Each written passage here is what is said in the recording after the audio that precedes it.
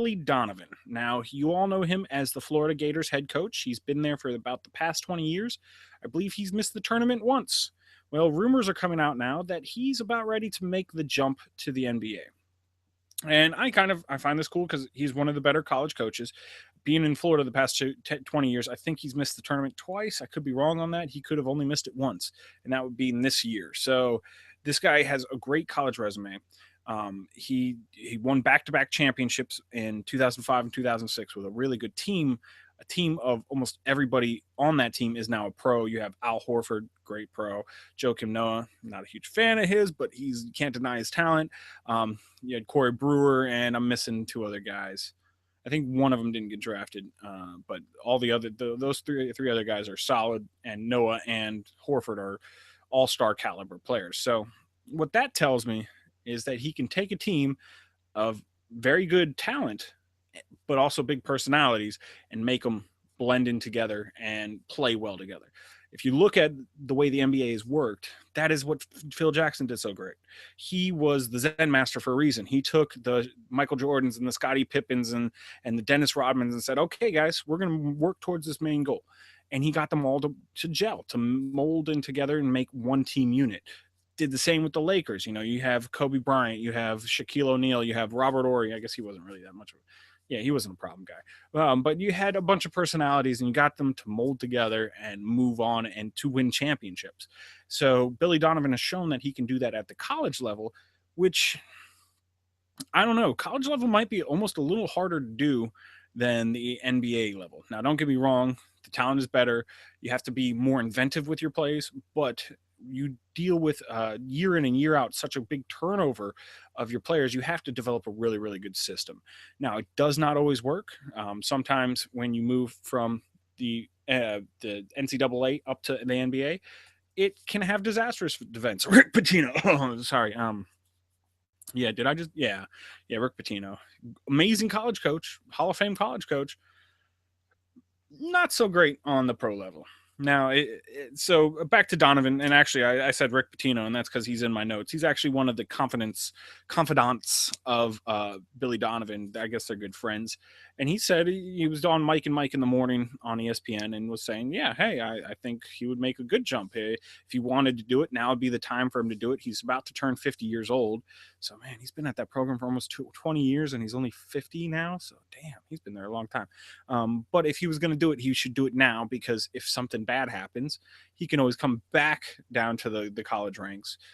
If he waits another 10, 15 years, that's not going to be an option. If he goes up there and blows it, then that's it. That's what everybody's going to remember you as the coach, college coach who could not hack it in the pros. So it's going to be interesting to see that.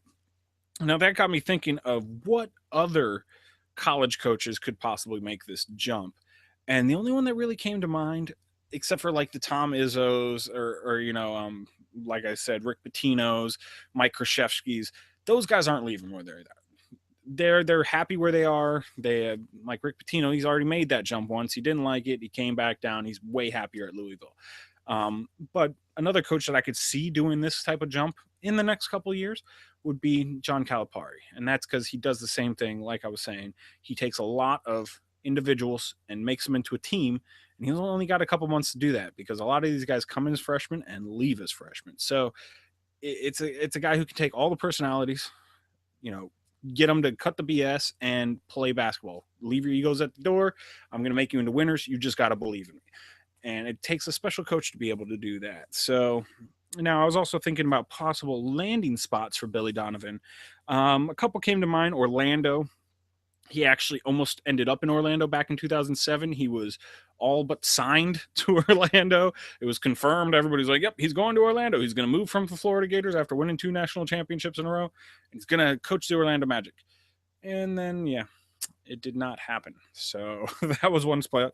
And then there's also Denver. And now I also mentioned those 2 cities because those are 2 cities with interim head coaches right now. So they're looking to upgrade their head coach anyway. So they'll probably, Orlando especially, because it's not too far away from, where's University of Florida? I guess that's in the Tallahassee. So same state, but but then I have a couple other teams in mind that I'd like to see him maybe land.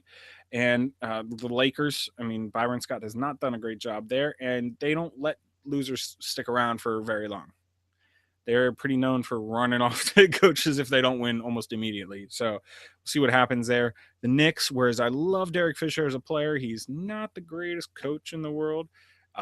Probably with Phil Jackson coming out and saying that he is going to just totally overhaul this team, might be a good idea to bring in a coach that has a little more experience, especially on the coaching side. Maybe not in the NBA level, but definitely in the coaching side than Derek Fisher. Don't get me wrong. Again, I really like Derek Fisher.